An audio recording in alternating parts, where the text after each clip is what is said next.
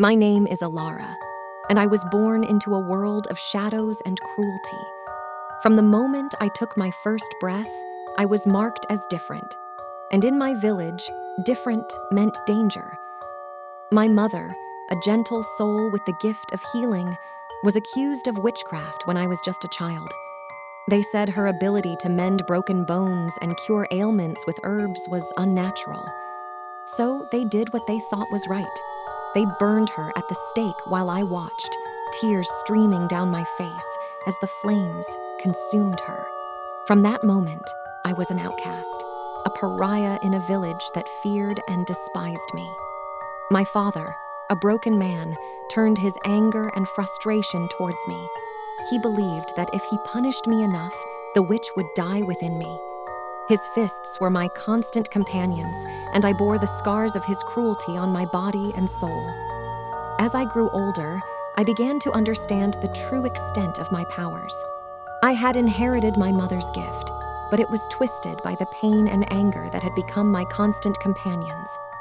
I could feel the energy within me, a dark and powerful force waiting to be unleashed. One fateful night, as the moon hung low in the sky, I made my escape from the village that had tormented me for so long. I wandered the forests, surviving on whatever I could find and honing my abilities in secret. I became a creature of the night, feared by animals and humans alike. Years passed, and I grew stronger, both in body and in power. I had become the very thing they had accused my mother of being, a witch. But I was no healer. I was a harbinger of vengeance. One by one, I returned to my village, and the shadows hid my presence as I exacted my revenge. The first to fall was my father, the man who had beaten me and broken my spirit. With a flick of my wrist, I sent a curse upon him. He withered away, his body shrinking until he was nothing but a husk, his voice reduced to a hollow whisper. Next was the village leader, the man who had ordered my mother's death. I visited him in the dead of night, my eyes glowing with a malevolent light. I whispered incantations, and his dreams turned into nightmares, driving him to madness. He was found babbling incoherently in the town square, a shattered shell of a man. As the village fell into chaos and despair, I continued my reign of terror. I targeted those who had cheered as my mother burned, those who had thrown stones at me in the streets, and those who had called me a demon. I reveled in their fear and suffering, relishing every moment of their torment.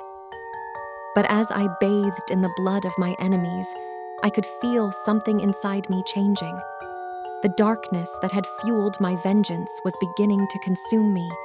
It whispered in my ear, urging me to continue, to destroy everything in my path.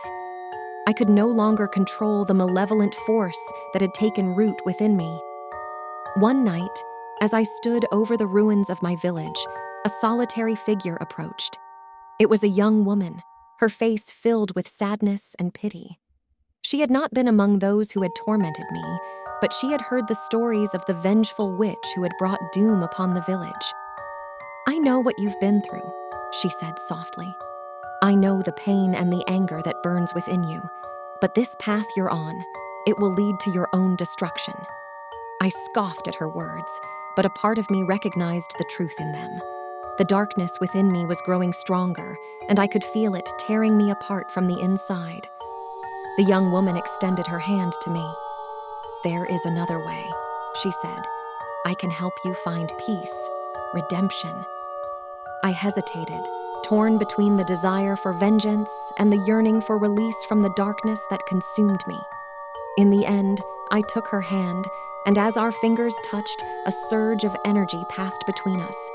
In that moment, I saw the young woman's life, her own pain and suffering, and her unwavering determination to heal the wounds of the world. She was a healer, like my mother, but her power came from love and compassion, not anger and revenge.